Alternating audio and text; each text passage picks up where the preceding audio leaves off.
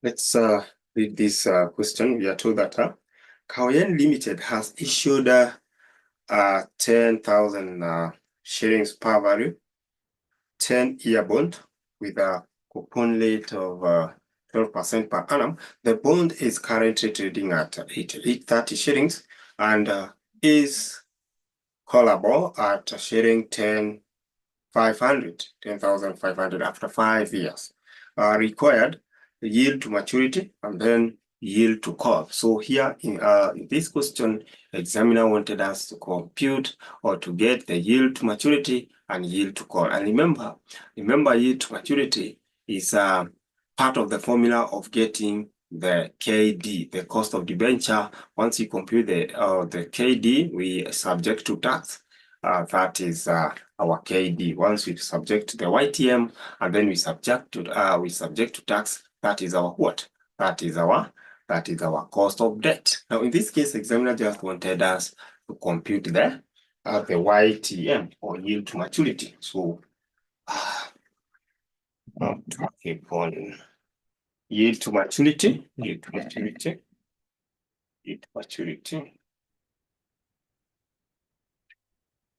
So YTM class, that is where we are. So YTM,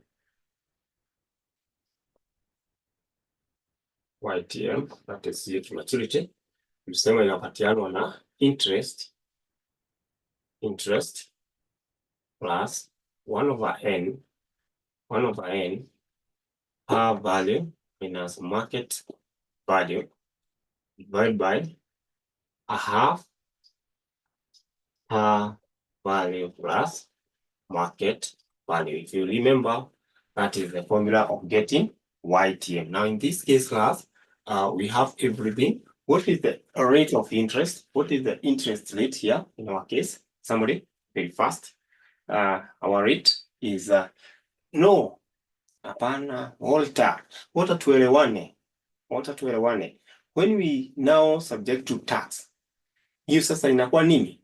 Inakuwa KD, cost of debenture. Lakini saa hii wanataka YTM peke yake. Kumbuka ile formula ya KD ndio sasa tunataka 1 minus T. Please note that. So the interest from Mokadoni is 12% of par. What is our par value? Wait, Mel, shida iko wapi? Oh, Mel. Okay, I understand then. Mel, you want us to use English, huh? All right, there's no problem. All right. So what is our par value from the question? Just look at the question. You need to have the question. 10,000. So we're looking at the interest. So that will be the interest plus 1 over n. Class, our n is number of years. How many years do we have here? We have 10 years. And then our par value ni ngapi? It's 10,000 minus our market value. What is our market value? Everything is given here, by the way. This examiner just wanted these people to pass. So what is our? It's semi-annually. Okay, it's semi-annually. Semi-annually will just affect our interest. Asante. Semi-annually will just affect our interest. Yes, it will just affect our interest. So it is times 1 over 2. Asante. Thank you so much. Yes, it's semi-annually. Yeah, interest is paid semi-annually. So our interest will be semi-annually like that. Good. Now our market value ni ngapi? Market value tumepewa 88.30, right? 88.30. Now that is our par value. We divide all these divide by our half of 10,000 plus 88.30. You know what? That will give you your YTM. Once you compute this, you get your YTM. Now, you can give us the YTM, or you can give us the first part. Give us the first part. So this is 6% of this. Kaya natuambia n will be 20. N will be 20. But remember here, Karen, we're not compounding. Sawa. We're not trying we're not investing in that case. We're not investing in that case. Kale anatuambia n shall be 20. N shall be 20. Current power anatuambia n shall be 20. Soma swali tena. Kayani Limited has issued a 10,000 per value 10-year bond with a coupon rate of 12% per annum. The bond is currently trading at 830 shillings and is callable at 10,500 after five years. 5 years. All right. Okay. It is the interest is earned semi-annually. The interest is earned semi-annually. We're going to compute the yield to maturity. Yield to maturity. Are we looking at the intrinsic value here? Looking at the intrinsic value? No. We are trying to look at what? The yield. What are some of the yield we shall be having at the end of the period? At the end of the period. At the end of the period. At the end of the period. At the end of the period. So Karen, what shall we have here? Now, when we go to the callable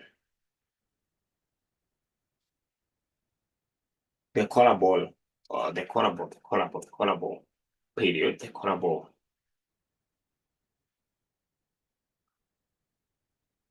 the callable period, we have 5 years. We have 5 years. Now we shall subject our 2 there. We shall subject our 2 there because there will be 2 calls. 2 calls for 5 years, another 5 years. For 5 years, another 5 years. So that is where our 2 will apply. Our 2 will apply. But for the first one, for the YTM, we shall have 10. So give me this. A half of 12, that is 6% of 10,000. What is 6% of 10,000? This one, but yeah. So it is 600. Let's just go step by step. 6,000 plus. So 1 over 10 of this, 1 over 10 of that difference, 1 over 10 of that difference, we just put it here. Maybe if there is a decimal to 2 decimal places, 117. So 117 divided by a half of the total of the 2. A half of the total of the 2. That is what we are dividing with. That is what we are dividing with. A half of the 2. 94.15. So we shall divide with 94.15. Now, class, can you tell us what will be our yield to maturity? Yield to maturity. Maturity. Or yield to maturity. It is 0.07. So if you wish, you can say it is into percentage, maybe 7%. When it comes to the yield to call, the only difference will be that we shall now change the callable what? The callable amount. This market value, we shall replace with the callable amount. So it will be just the same, half or interest, half of interest, 12% times 10,000 per value remain, times 10,000, so that's the same, plus 1 over 10. 1 over 10. Remember now here we shall multiply our callable for 5 years. 5 years we have a call. After another 5 years, another call. So times 2. And then we do what? We multiply by 10,000 minus 10,500. That is the difference. Divide by, here class we shall divide by a half of 10,000 plus 10,500 plus 10,500 plus 10,500 plus 10,500. Now, you now ukifanya yote itapatia nini? Just do the whole of that and we get the figure here. We get the figure. I expect that it will be lower of this or that. Tutapata ngapi pale? How much shall we get?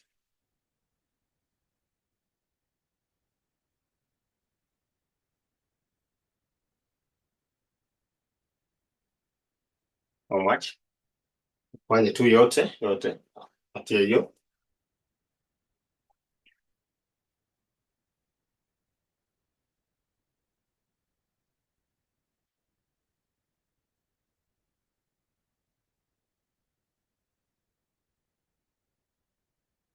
Okay, 0.054, 0.054. So 0.54. So the year to call semi-annually is this. So if you want to get per annum, you can multiply this by 2. You can multiply this by 2. This will be something to do with the maybe 14%, like that. So that will be the yield call. So class, let's look at our weighted average cost of capital, WACC. Weighted average cost of capital.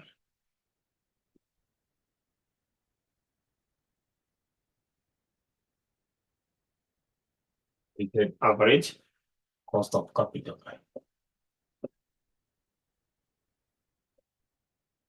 Weighted average cost of capital. Weighted average cost of capital. Good. Semi-annually will not affect. Then the N. Yes, Mel, that's what we said. That's what we said. But now later, if you now want to get if you now want to get this rate or this yield to maturity as a per annum, you multiply this by 2, you multiply this by 2, you multiply this by 2, you multiply by 2. Okay, let's look at the weighted average cost of capital. Weighted average cost of capital. Thus, we have been using these cost of capital. Well, examiner usually provide us with the cost of capital. We don't know how this cost of capital is arrived at. Now, through this, we shall be able to see or to look at how we arrive at this cost of capital, or how companies or organizations do arrive at this cost of capital. And through that, we shall be able to do what? To solve several questions. We shall be able to solve several questions. So class, this is what we have. Just say that it is used to calculate the cost of capital. It is used to calculate the cost of capital. It is used to calculate the cost of capital whenever we are calculating historical cost. It is used to calculate the cost of capital whenever we are calculating what? The historical cost, the historical cost, the historical cost. It entails raising a historical fund by undertaking historical what? Project. It entails raising historical fund by undertaking historical project, by undertaking historical project, by undertaking historical project. Now we have some steps in calculating WACC. So we call these WACC, WACC. We abbreviate it as that WACC. So class, let's look at okay, hiyo ya pili. It entails raising historical funds. It entails raising historical funds. It entails raising historical funds by undertaking what? Historical project. By undertaking historical project. It entails raising historical funds by undertaking historical project. I hope we are together now. I hope we are together now. Good. Let's look at our steps in calculating WACC. Class, we have 4 steps in calculating the WACC. For us to be able to compute this WACC, we have 4 steps, and this is highly examinable. This is highly examinable. Therefore, we should be very keen on it. So step number 1, class, is to calculate the component cost of capital. Is to calculate the component cost of capital. Is to calculate the component cost of capital. That's step number 1. Calculate the component cost of capital. Who can remind me some of the component cost of capital? The component cost of capital that we have. Or how many cost of capital do we have? Karen tuambia, yes, but you should include what? K. So KE, cost of equity, Asante. Yes, KE, KD, and KP. Thank you so much. Those are the component cost of capital. Therefore, we start by computing those component cost of capital. Once we have the component cost of capital, now we move to the next part. So you can say IE, KE, KD, and KP. Those are the cost of capital that we shall be dealing with. So the first thing is to calculate the component cost of capital. Component cost of capital. Number 2, calculate the weight to proportion. Number 2, or Loma number 2, will be to calculate the weight. Calculate the weight all proportion. Calculate the weight all proportion. Calculate the weight all proportion of every capital component in the firm's capital structure. Proportion, the weight or proportion of every capital component, of every capital component, of every capital component, of every capital component, every capital component in the firm's capital structure. Capital component in the firm's capital structure. Firm's what? Firm's capital structure. In the firm's capital structure. So this is step number 2. And when calculating these weights, we use the market what? We use the market value. We use the market value. We use the market value. Very important. When you want to get the weight, we calculate the weight using the market value. And there are some reasons why we use the market value, and that comes as a question. What are some of the reasons why we use the market value or the market weight or the market value when calculating what? The weight. So you can have this and say that a market value are normally considered in calculating WACC. Very important, very important. Market value are normally considered when in calculating WACC because Roman number 1. So let's highlight them before we go to step number 3. Let's highlight the reasons why we use the market value before we move to the next part. Roman number 1. First of all, confirm whether we are there. Are we there? Are we there? Pale kwa Roman number 1. David akopale.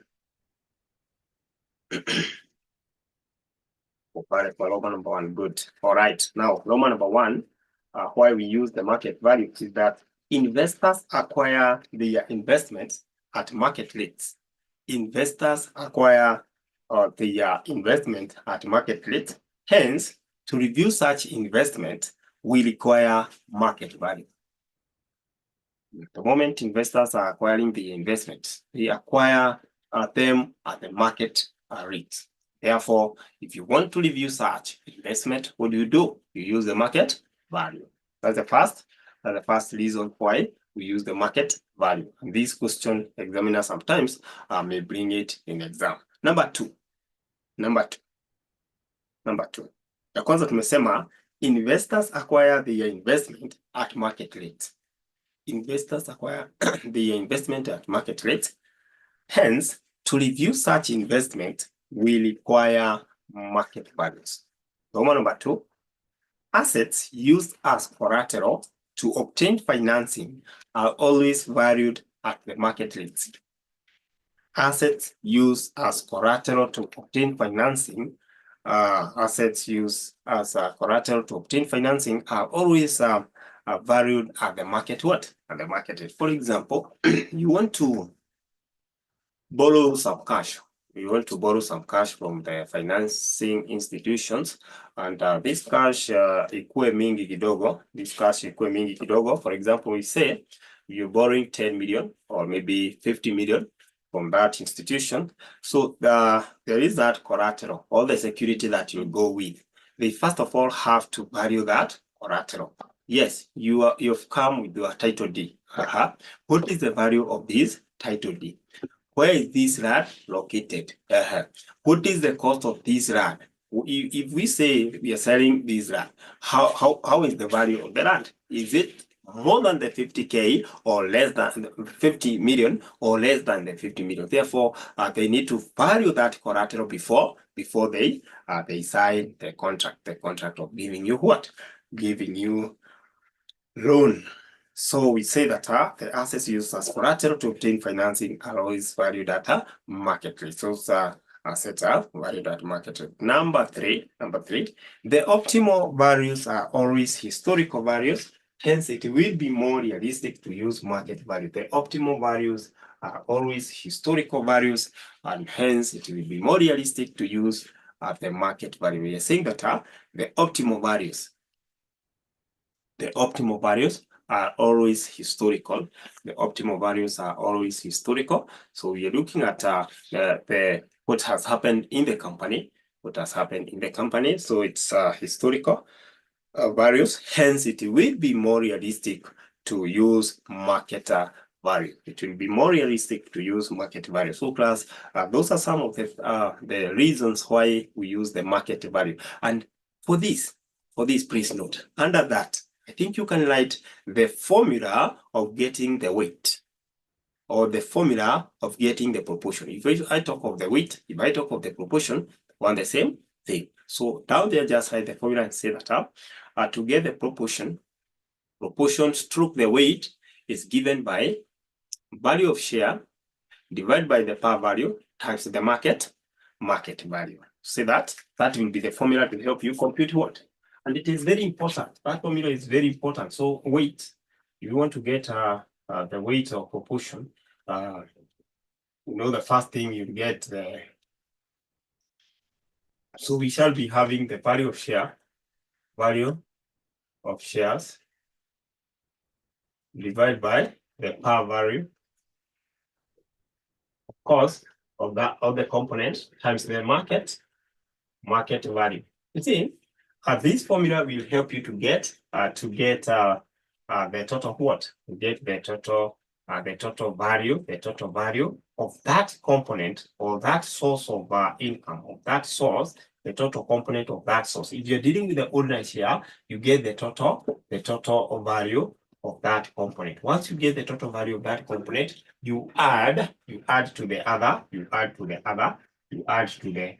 component, all of them. Now you start getting your proportion. So the value of shares divided by the par value, then you multiply by the market value. So that's very important. That's very important to note. Number 3, the step number 3. Step number 3, class, say that you multiply the component cost with their respective weights to get the WCC. Now, see, we got the component cost and we have now gotten the weight. So you take the two, you multiply to get WCC. WCC stands for what? A weighted component cost. WCC stands for weighted component cost. So you take the two, you multiply, and then you get the WCC. After that, you do what? You do summation. The last step. Sum up the weighted component cost to get WACC. Pardon the other statement. So we are saying that you multiply statement number 3 now. Step 3. Multiply the component cost. And you may compute in Roman number 1. Multiply the component cost with the respective weights. Kama ni cost of equity, you have to multiply with the weight of equity. So respective weight to get the WCC. WCC tumesema ni nini? WCC tumesema ni weighted component cost. Say that WCC is the weighted component cost. So class, we can go to last step, which is step number 4, which tells us to sum up the weighted component cost. We sum up the weighted component cost, that is WCC, to get WACC. I hope class we are together as far as that is concerned. Please confirm whether we are together as far as the steps are concerned. Are we together? Class? Kwa pamoja. Okay, since we are together, class, let's look at an illustration from May 2017, question number 1. Part C, May 2017, question number 1, C. Ya mwisho is just to sum up. You sum up the WCC to get WACC. Just sum up the WCC. You sum up WCC to get kuongeza tu to get WACC. Just sum up that and to get. Let's look at May 2017. Let's look at May 2017. That is question number 1. So somebody to share that paper. Share that paper very fast we finish up. I want us to get to WMCC as well today. If possible, if we get to WMCC, it will be the best thing. It will be the best thing. So May 2017, question number 1C. Tuko pale. I want us to concentrate. This question will help us to get more knowledge on this topic. Positive house. Okay.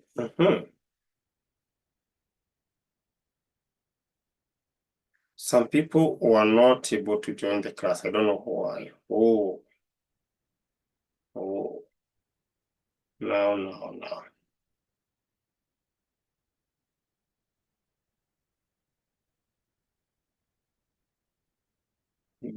How do we help? How do we help such people?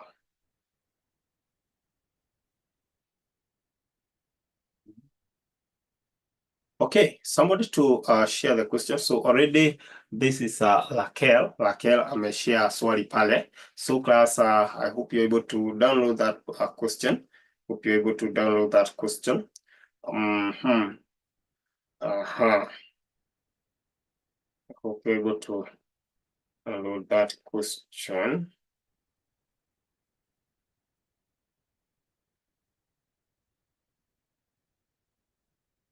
I hope you are able to download that question.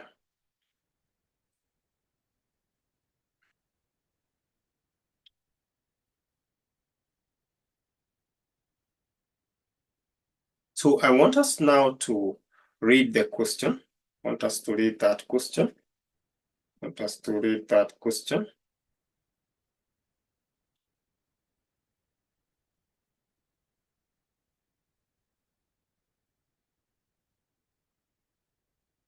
So the question states that this is Upendo Limited's existing capital structure is given as follows. So that is the capital structure that we were saying. It is existing. It is existing and it is based on what? Historical data. So we have audience share capital per 20 and the value is 20,000 reserve. And then we have 10% debenture, per is 100 and its value is 10,000. 8% preference shares, R is 20 and the value is 15,000. So the total capital structure is 50,000. But remember, under WACC, we say that we ignore retained earnings. So class, under WACC, please always ignore retained earnings. We say that retained earning is an income, or it is an income generated from within. Therefore, it cannot affect us when calculating WACC. Then we have additional information here. We do that the most recent earning per share of the company is 5 shillings. The firm adopts 40% payout ratio as its dividend policy. Then we have audience share of the company are currently selling for 50 shillings each. The existing 10% debenture is currently trading at 110 shillings per of par at the securities exchange. Then we have existing 8% preference share are currently trading at 25 shillings each. Then corporate tax rate is 30%. Then class, we are required to compute several items. The first one is the annual dividend growth rate using the Gordon's growth model. It's very important to us. This is very important to us. So class, how now do we compute the growth? How now do we compute the growth here? And then cost of audience share capital, cost of 10% debenture, the cost of 8% preference share, and then the WACC of the firm. That's a very standard question. It's a question that will help us to know more. So I'll call upon everyone to be very keen to see how we are tackling this. So class, we need to compute the growth rate.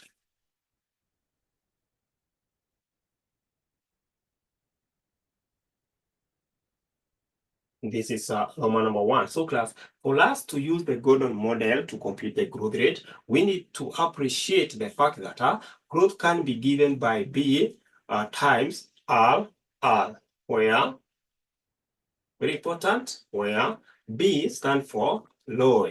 ROE is the return on what? Return on equity. Return on equity. Return on equity. And our R is the retention ratio. So for a good student, it's possible for them to give us the retention ratio in this question. What is our retention ratio, class? What is our retention ratio, tafadhali? What is our retention ratio? Watanipatia 0.6 as a retention ratio. How I wish that everyone is able to see how we are getting that. Class, the examiner in this additional information, ametupatia the payout ratio, the dividend payout ratio as 40. Additional information number 2, that the firms adopt 40% payout ratio as its dividend policy. Therefore, if we know that the firm has 100% earning. So from the earning, they have paid 40%. So the dividend payout ratio is 40%. So the remaining is the retained. This is what the company remained with. They retained the 60%. That's why you can see most people are giving us 60. That is where we're getting 60. So already we have this. But class, now, do we have the return on equity? Now here, ratio comes in. So we're going to venture into ratios as well. So how do we get a return on equity, or B? Call it B. How do we get return on equity? Can you tell us the formula? Who can remind us the formula? Hapa tutakuwa na formula kadhaa. So if you don't have the highlighter, I don't know what you're going to use, because we have several formulas which are very crucial, which are very important for us, and through this question you'll be able to know very much. So how do we get the return on equity? For the shareholders, net income over shareholders' equity. Yes, thank you very much, Rathoni. Yes, it is net income over shareholders' equity. This is just a matter of knowing the formula. Shareholders' equity. Good.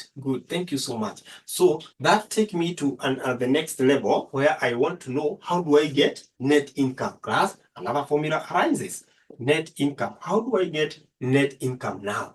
I want to know how to get net income. I know if I want to get the total earning, or the total earning of this company, I need the EPS, or earning per share, and then multiply by what? The number of shares. NOS is number of shares. Now, what is our EPS? Earning per share? Earning per share ni ngapi? You're almost there. You're almost getting there. You should be very keen here. Formula twingi. Our earning per share is 5, as given by Tony there. Now we need to compute the number of shares. This key to class. This thing we have repeated very many times. Getting the number of shares, the par, and the value of shares. So class, now from this point, kindly give me, from your own understanding, give me the number of shares. Hii ni kitu tumefanya mara mingi sana. Even kwa FR, even in FR we've done this. I like this. Sasa at any given point, if you don't want to confuse this, write the 3.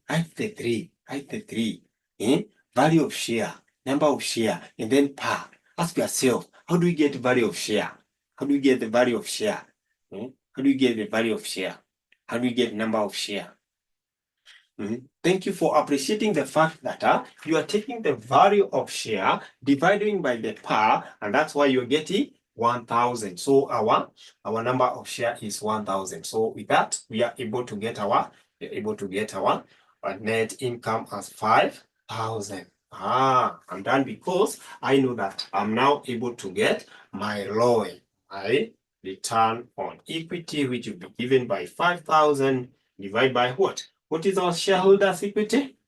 Shareholders' equity need 20, the value of shares, the 20,000. So can you give me now something here? What is our ROI? What is our return on equity? Return on equity class itakuwa ngapi? Return on equity itakuwa ngapi? Return on equity itakuwa ngapi? Somebody. This one. So tuna cancel hapa, tuna cancel hapa. Si pia na cancel 5. 5 1 by 5 4. This is a quarter 0.25. 0.25. Now class, we can be able to get our G. So G will be given by, I hope it is visible, G is equal to 0.25 times 0.6 retention ratio. Done with the first one. So what is our G? It is our G. I want us to move now to the next thing. We need to adjust my camera kidogo inakaa. Our G ni ngapi? People are giving us G of 15%. Of 15%. Thank you so much. Thank you so much. People are giving us G of 15%. People are giving us G of 15%. Good. For giving us G of 15% or 0.15. As you know what? We could not have gone to the next part if we had not computed G. Because if I want now to get the KE, which is my Roman number 2, the cost of equity, Roman number 2, that is where we are. KE formula is given by DO 1 plus G divided by PO minus F minus D. This is F plus G. Our G is very important for us here. Our G is very important for us here. But now, I still have a problem. What is my DO? Please help me get DO. What is my DO? Remember, DO is the current dividend. Halafu ikumbukwe kwamba sometimes the examiner will give you D1. That is expected dividend. And D1 is equal to what? D1 is equal to what? D1 is equal to DO 1 plus G. You make the current dividend grow. DO, who is this? Walter. Asante. There is something Walter is trying to tell us here. Walter is trying to give us the clue. DO is the payout ratio. But now, Walter, complete your statement. We cannot just take the DO to be the payout ratio as such. We had been given the earning per share of the shareholders. Therefore, it is the payout ratio times what? Earning per share. Asante. Thank you so much. So our DO class is the only item that could have aided us to get this. Therefore, it is 5 times 0.4. So what is my DO? Ni shingapi? What shingapi? That is the way you flow with the question. You first of all need to understand, and you continue. Good. Now with that, we're now able to get our Roman number 2. So to get our Roman number 2, class is simple because we have everything. So 1.15 divided by, what is our market value? The market value ya owner share. Hapa unaendaga na chenye una deal nayo, unaangalia hiyo. So market value ya ordinary share ni 50. Tumepewa pale, and then plus G.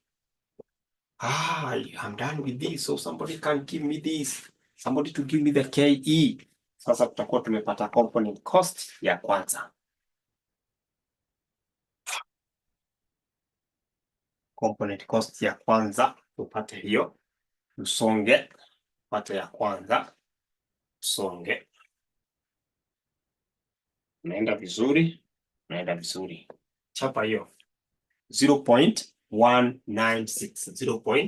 0.196. Now, that is our component cost class. And since we got the component cost, what we do is to move to Roman number 3, whereby they want us to get the KD. And how do we get KD? KD, the first thing to identify is what type of debenture that we are dealing with. Are we dealing with the redeemable or irredeemable? Now, in our case, class, Are we dealing with a redeemable or irredeemable debenture? Yeah. That is the first thing, the first step. You cannot just proceed. How? You're proceeding in which direction now? Can you first of all identify which type? Same of joint class. Where Mark? Mark. Am I really fast? Am I really fast? Ai jameni, Mark. I think my speed is fair. Am I really fast? Sijaenda haraka. Okay. Very fast. How did we get that 50? Oh, okay. Hata Joy anasema, wow, very fast. Very fast. Allah. Wah. Nataka tuende na speed gani? Tuende na speed gani? Okay, not Joy, but we want to answer. Kuna vitu una assume. Ay. Raquel, kama gani sasa? Raquel.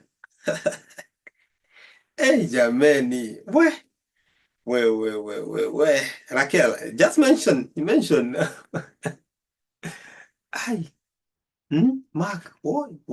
Ni gani hizo? You just mention what you don't know and then mwalimu will tell you. Hey. Mark, Raquel, ni gani? The F. Ai. Sasa kuna wenye sasa. Okay. La. Sasa nyinyi hamjafuata video. Sasa shida yenu ni moja. Hamtaki kuingia kwa LMS. Unajua hizi ni vitu, unajua ukijoin late. To recover or to get to where people are, is to visit the LMS. Sawa. Is to visit the LMS. Sasa D is the current dividend, Walter. D is the current dividend. DO is the current dividend. The DO is the current dividend. Yes. All right. So make sure that you visit videos. Make sure that you visit video. Unajua sasa hatuwezi rudia hizo vitu zote at once. At once. So if you are new, please make sure that you visit. We visit the videos. They are organized from lesson 1 up to where we are. So that is it. So let's continue and ask a question where you don't understand. Kama mngeuliza hiyo tungekuwa time is the problem, but try. No. Mark, I think you have a problem kidogo wewe. Mark, can you go through the videos? Mark. Time is a problem. Now you need to go through the videos. So go through the video, Mark. Go through the videos. Find some time. Create some time. Go through the videos. All right. So class, let's look at KD. We were asking ourselves, what is the formula of KD? But before then, we ask ourselves, how do we identify the type of debenture that we are having here? Now I ask a question, which type of debenture do we have? And I've seen a person there telling us that we have irredeemable debenture. We say that we have two types of debenture, irredeemable and redeemable. Now, in this case, I cannot see the maturity period mentioned anywhere. So if we don't have maturity period, we say that that is irredeemable debenture, and what we do is to apply the formula interest over PO, which is the market price. Then you adjust for what? For tax. TX for tax. So in this case, how do we get the interest? What is the rate? Of these debt? What is the rate of this debt? The rate is 10%. And the par value, what is the par value of this debt? The par value, remember, we get interest by taking the rate times the par value, which is 100, divided by the market price. What are they saying about the market price of this debt? What are they saying? In the additional information, there is additional information there. there is additional information there. There is additional information. That is the existing 10% debenture is currently trading at 110%, 110% of par. So it is 110% over 100. That will be 110. And then we adjust for tax 1 minus 0.3.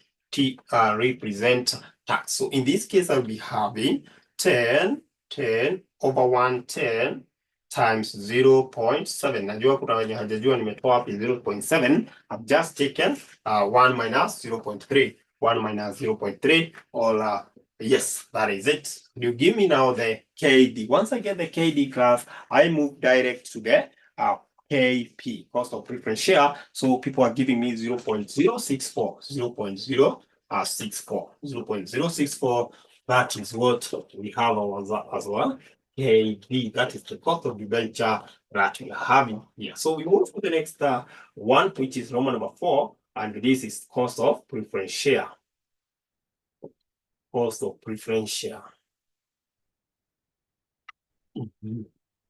So our KP. Now, somebody to remind us the formula of getting the KP. How do we get KP? KP has no problem. KP has no problem. Just need to remember the formula. KP has no problem. Just have to this PD over PO. This is preference dividend over the PO. PO stands for market price. PO stands for the market price. So in this case, you take the rate. What is the rate of our KP?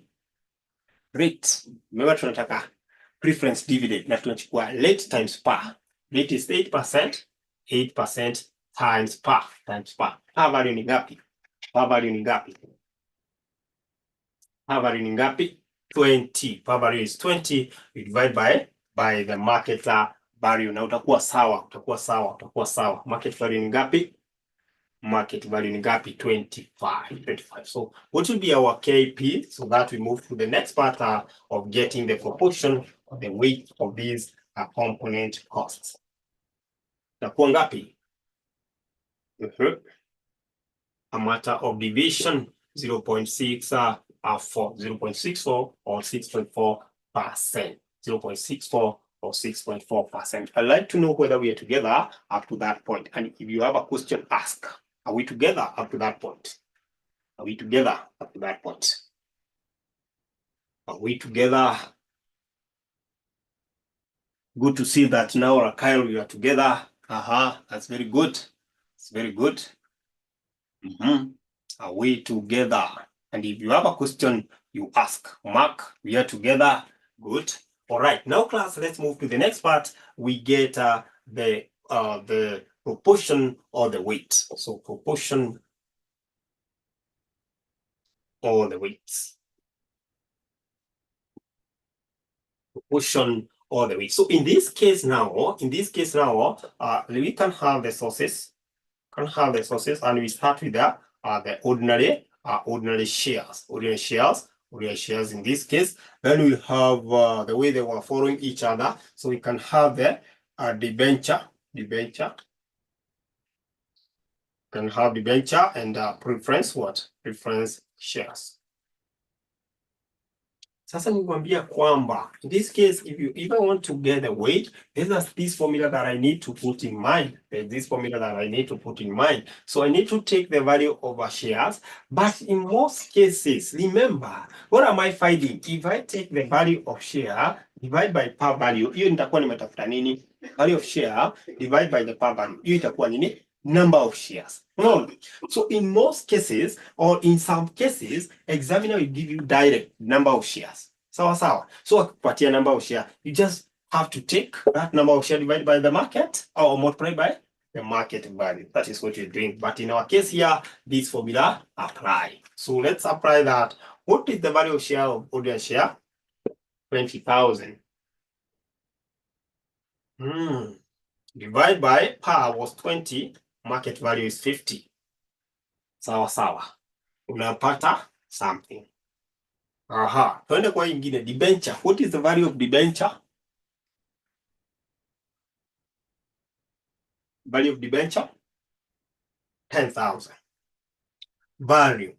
Divide by 100 times 110. Remember, par value, it will be only 110% of par.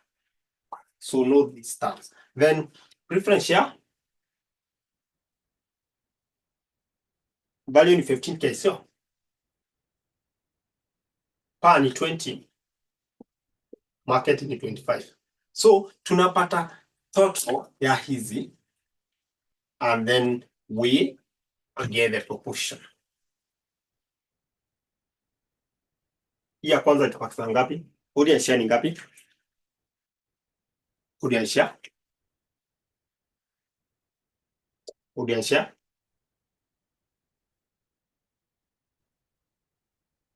audience share ngapi? 50,000. Hii tunaweza cancel tupate 11,000. Na hii nayo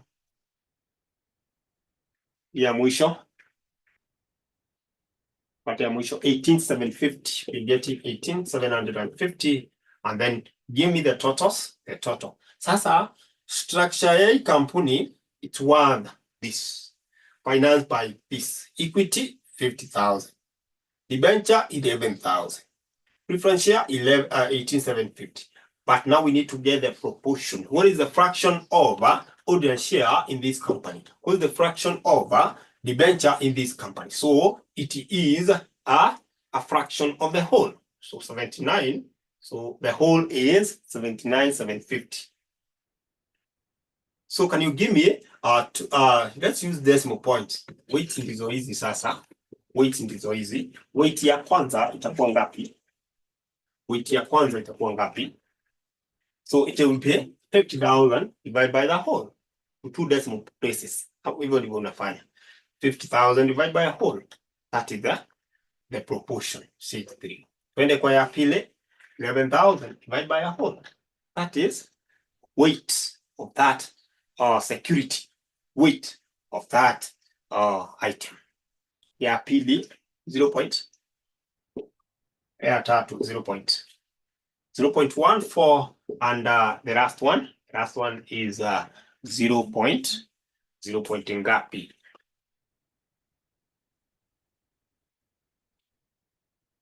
Ya mwisho 24, 0.24, 0.24. So 0.24, that is the proportion or the weight of. So inamaanisha kwamba kwa hii kampuni 63% was from equity or from ordinary share. 63% of the capital structure of this company was from ordinary share. 14% was from debenture and 24% was from the preference shareholders.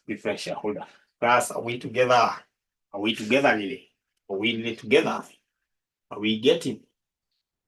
Kwa pamoja hadi hapo of getting the proportion. Hapo kwa proportion tuko pamoja. Okay, now class, I want us to move to the next step. And remember, the next step ilikuwa kufanya nini? Uchukua hii, tuna multiply na ile component cost. So weight times the component cost. Now, instead of that, I give you just a general formula that you'll be using to combine the two. This is a general formula that if you want to compute the WACC, you'll be using. So WACC is equal to KE, cost of equity, multiplied by weight of equity, plus, sasa addition ndio hiyo, KD, debenture tunafuatana. Unafuatanisha hivi so that ikuwe easier. Weight of debt plus KP, weight of P. So hii formula means a lot to you. That formula means a lot to you. So that is the formula that we shall use. So class, what was the KE? KE yetu ilikuwa ngapi? Was 0.196 times 0.63. Tuende kwa next. KD yetu ilikuwa ngapi? KD, if I can remember, it was 0.064. Zilikuwa zinafanana times 0.14. Nafunga hapo plus KP 0.064 times 0.24. Hiyo unapata ngapi? Twende step by step. Chapa hapa. Wakati mwingine ukichapa zote unasahau something na unapata a long answer. So tuchape tu step by step. Hapa ya kwanza ni ngapi? Ya pili, ya tatu, kama hivyo. Oh, then we move.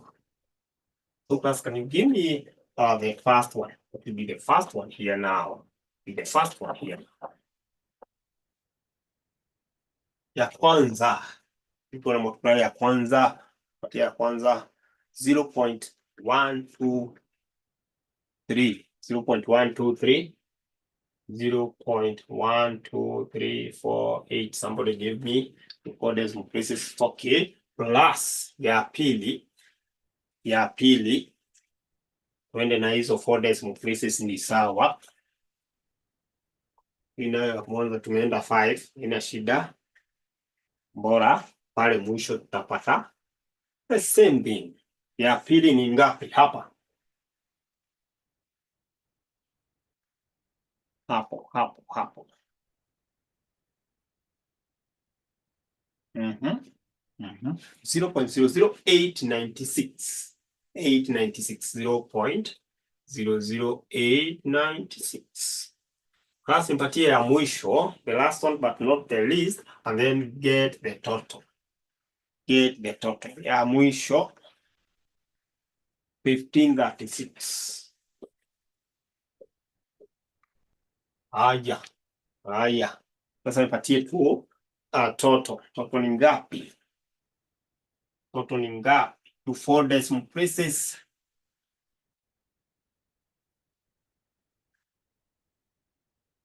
Total watu wanapata ngapi? Iko change hapa. 2284. 1478, 14912. Wah, tunapata vitu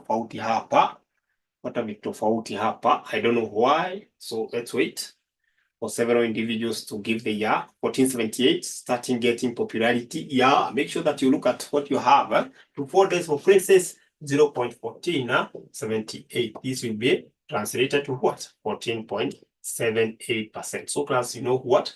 The cost of capital yenye umekuwa ukiona tukitumia under valuation, under the time value of money, hizo ndizo step inatumika ili kampuni kuweza ku realize the cost of capital. And this cost of capital class, remember this is now the general one. This is the general cost of capital. That means for this company to be able to get this financing, it will incur this percentage of this as the cost. So the cost that will be incurred will be equivalent to 14.78%. Cost that will be incurred will be like that. So class, what I would urge everyone is to make sure that you follow these videos very well. Follows these videos very well so that you get to understand the concept from the beginning. The concept from the beginning, and that will be very good. That will be very, very, very good. Very good. Very good. And that is it as far as that question is concerned. And now I want us to move to illustration number 2. Illustration number 2. So illustration 2, class. Illustration number 2 to come from May 2018. May 2018. Somebody to share May 2018 question number 3 boy. Question number 3 boy. So illustration number 2 coming from May 2018. Question number 3 boy. Are we there? Somebody to share in the group so that we are able to solve that question together. Solve that question together. May 2018, question number 3 boy. 3 boy.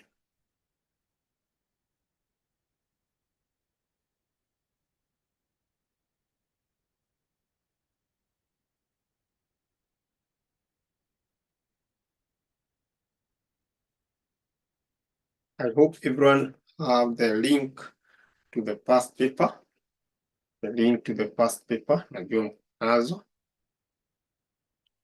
Oh, what happened? Some people are not able to join.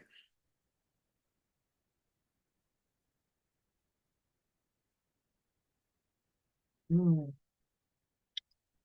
do we do?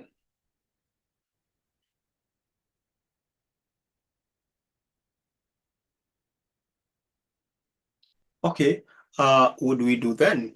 We just continue and make sure that we record this session.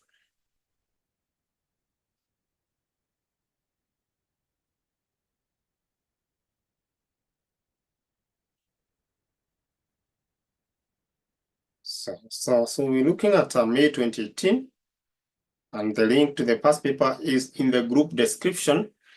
The link to the past paper is in the group description, or under the group description, under the group description. You see what I'll be able to share with you.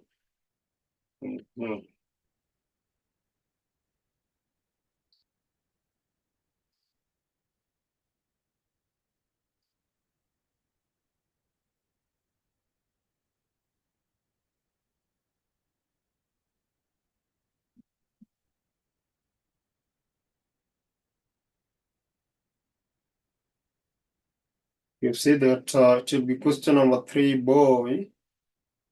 Let me see. Yeah, this is a nice one. This is a nice one to help us to just open our mind. Just open our mind. So let me share. I'm just sharing direct in the group. Come on, just share. Just share.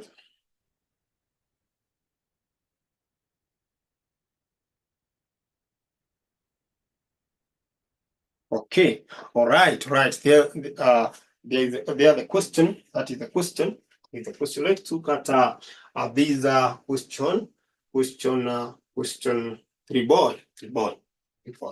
So class, are we there? Are we there? We there? Are we there? Daima swali inakujaga na max mzuri, max mzuri. It can be a savior. It can be a savior. So please confirm whether we are there. I know you are opening. You are opening the paper.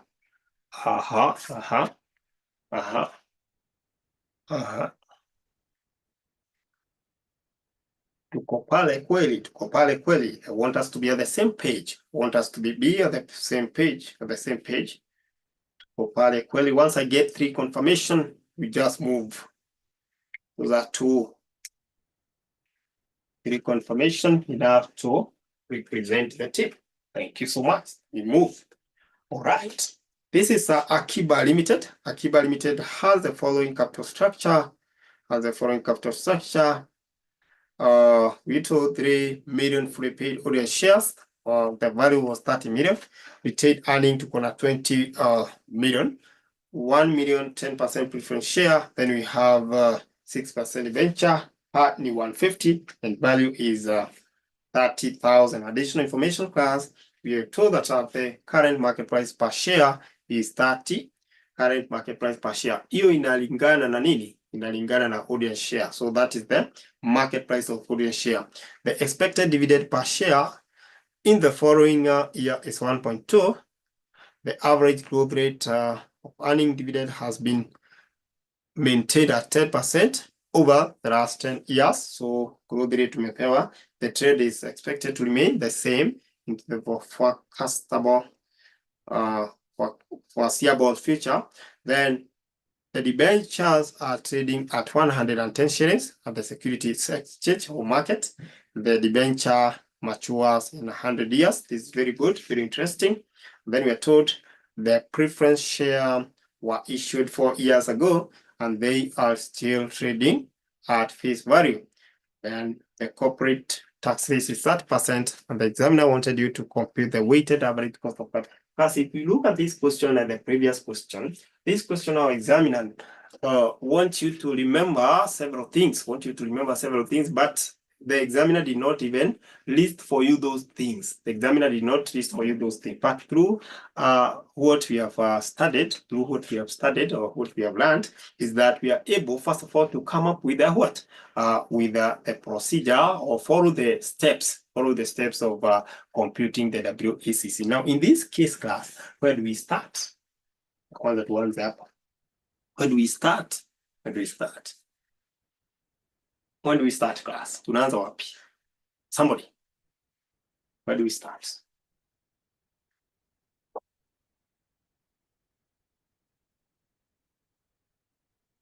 So instead tunauliza, what is step number 1?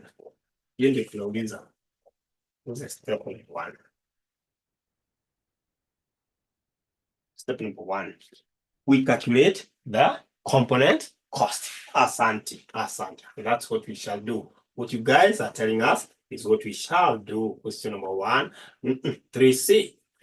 So component cost. So we calculate the components. Nipatie ni component cost ya kwanza. Component cost ya kwanza ni KE. How do I get KE class? KE, I have a formula of getting KE. It is 3B. KE class, I have the formula of DO 1 plus G over PO minus F ni flotation cost, minus D plus G. Okay. So unasema anje 1 plus G, PO, current dividend, 1 plus G, G is for growth, divided by PO, the market price, so that share, minus flotation cost, F stand for flotation cost minus D. D is for discount if given, plus G. Sawa. Hiyo ni formula kupata KE. What I would like to know, I'd like to get this information from you. From what we've been given, shall this formula apply? Really? From what examiner gave us in this question? Please check the question and then respond. Simple. Shall this formula apply? Walter, no. Great. I like this. We already have D1. And for the new student, please note this, that D1 is equal to D0 1 plus G. Shika hiyo. Hii ni muhimu. Most of the students fail this question during this time because of failing to understand that D1 is equal to DO plus 1 plus G. We grow that to get D1. So in this case, the question is very simple for us, class. I just need to get the D1. D1 ni ngapi? So KE will be equal to D1 over PO minus F kama iko, minus D kama iko, and then plus G. Sasa in this case, can you tell me what is our D1? 1.20. Divided by PO. Hiyo ni ngapi? Market value. Tuliambiwa ni ngapi? Ni 30. Tuliambiwa ni 30, sio? Tuliambiwa ni 30. Market value. Additional information number 1, 30. Hatuna hizi vitu zingine. F ni 0, D ni 0, but G tumepewa 0.1 which is equivalent to 10%. So can you give us the KE? Tutakuwa tumemalizana na KE. K ni ngapi? Mili. So ni vizuri sana kukumbuka hizi vitu. So what will be our K here?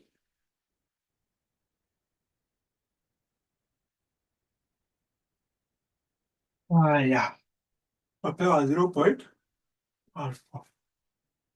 Sorry, that is our cost of equity. Cost of equity is 0.14 or 14%.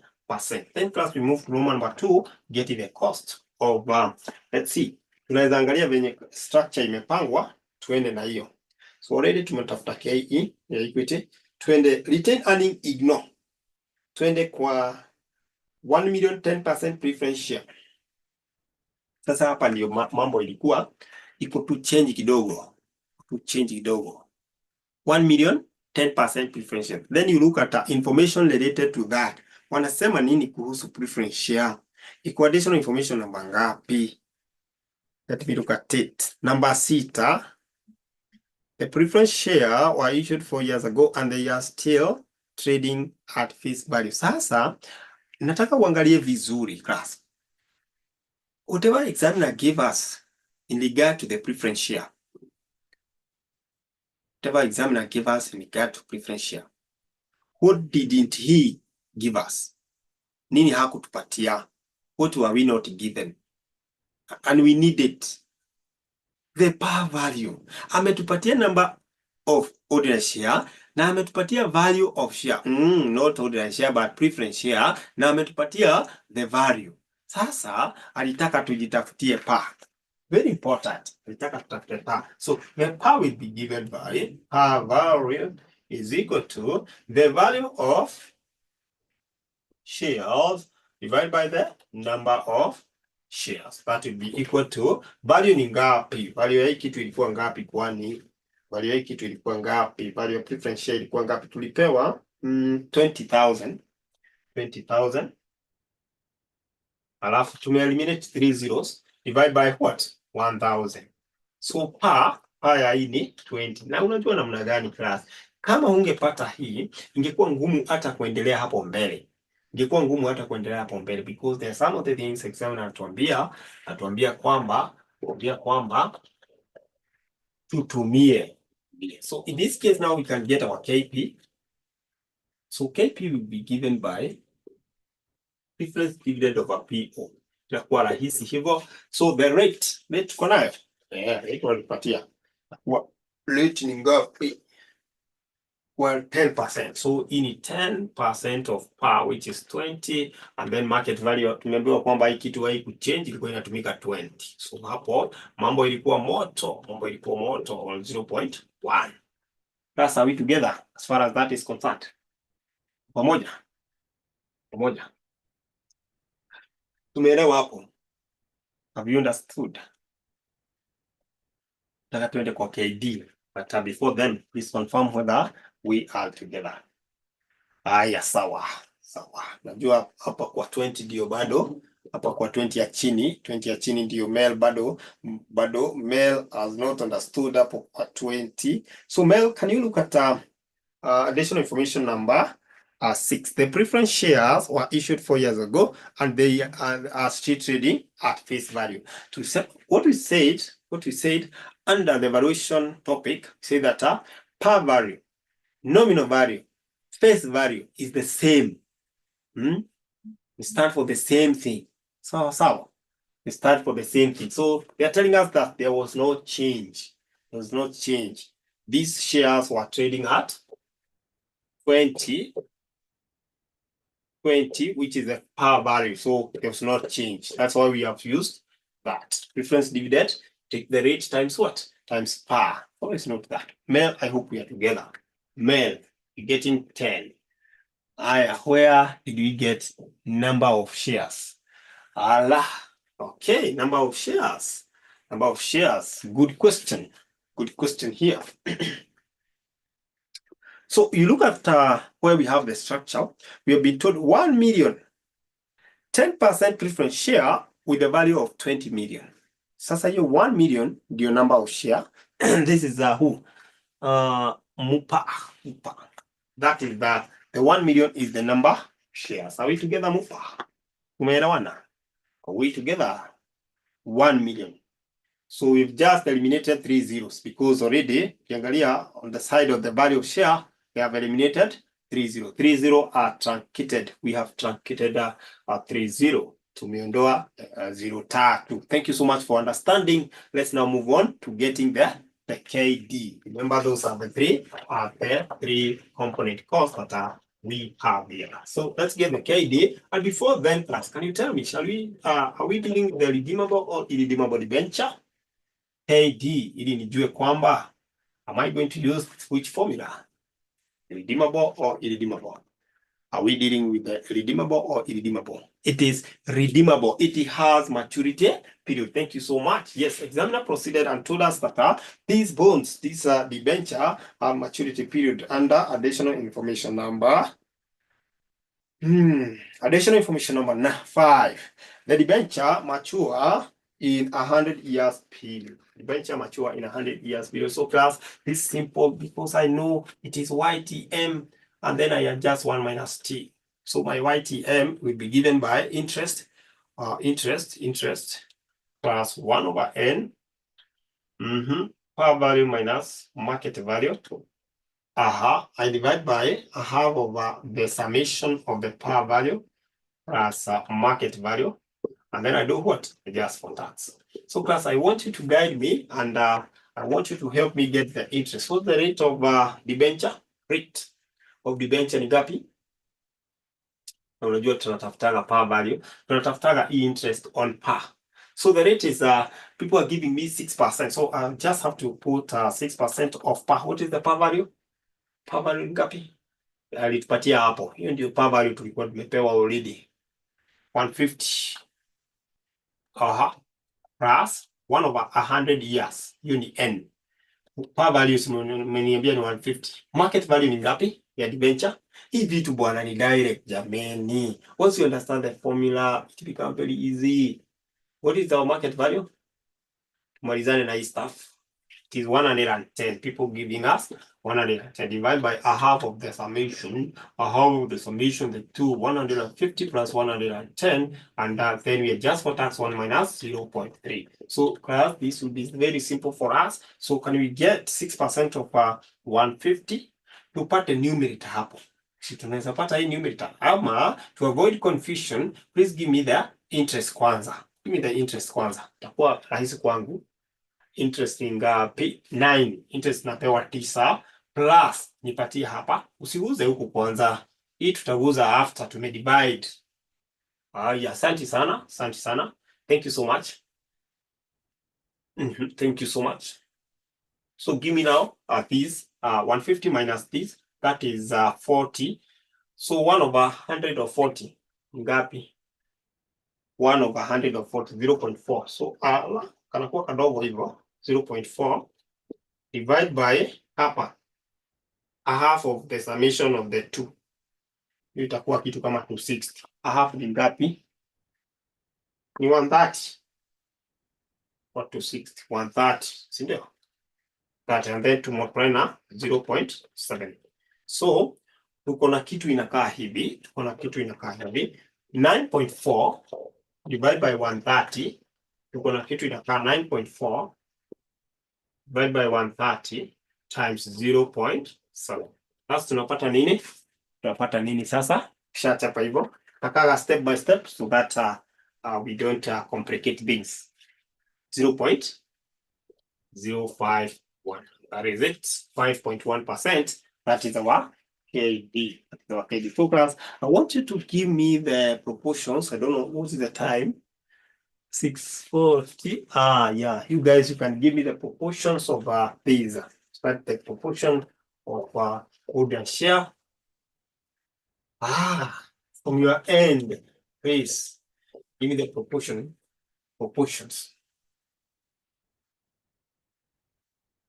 Ama wait, ndio tutatafuta. So tunaanza na ordinary share. Twende ya preference share. Twende ya debenture. So class, muniambie. Guide me how I'll get this. Ordinary share. Nitachukua nini nikisonga kwa nini?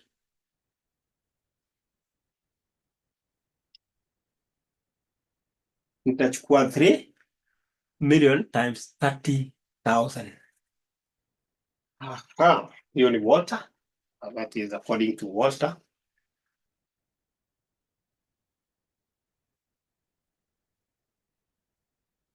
A great formula there. Number of shares times market value. Thank you so much. Now, what is our number of shares? Now, kumbuke kwamba we are eliminating 3 zeros. Number of shares. Okay, 3 million. We can even go with that million. If you want to put the whole of it in sawa, we can go with what now Kathoni is telling us. 3M times 30. You already, number of shares tulikuwa tumepewa hapo. So itakuwa 90M. Ya pili, preference share. Preference share nayo ni haraka. I know my market value ni mbao. What about the shares? The number of share. Silikuwa million. So ni 1 million times mbao. 1M times 20. So itanipatia mbao. Sindio? Alafu ya mwisho, hii ya debenture. Debenture iko na maneno kidogo. Lazima sasa tuchukue value yake. Debenture iko na value na pa. Ama? So what is the value of debenture? We get the number of debenture. Value of debenture kwa ni ngapi? Value of debenture ni ngapi? From your end. The value of debenture ni ngapi? 30,000. So it is 30,000 divided by 150. Lakini sasa ukumbuke kwamba tumetumia milioni huku times market value. Market value ilikuwa 110. Sasa hii itatusumbua. Sasa kama ni 30,000, ni 30 million ama hii ni 30 million plus. Sio, si tutumie 30 peke yake. Ili tuweze kupata the same thing. Tumie hiyo kwa 30 million hivyo. Tuondoe mazero hizo ili iweze kuwa mzuri. Tumie 30 million, 30M times 110. Patie hiyo tumalizane na hii stuff sasa. Patie tumalizane nayo 22. Yeah. Tuwa hivyo itakuwa 22M. So the total class, so that we get the weights. Give me the total hapa. Hii ni one ngapi? 110. Hii ni 22. 132 million. 132M. So tupate proportion. This divide by this. This divide by this. This divide to 2 decimal places. So nipatia kwanza 0 point. Taka muendelee mtafute WACC. Hii ni ngapi? 90 divided by total. 68. 0 point. Twende na 2 decimal places la kila asante. 2 decimal places ni sawa. 0 point. 15. Na ya mwisho sasa, ya mwisho ni ngapi? Mwisho ni ngapi? The last one class ni ngapi? 7. Please proceed and get our WACC. So everyone is now getting the WACC of that company. Please get the WACC of that company.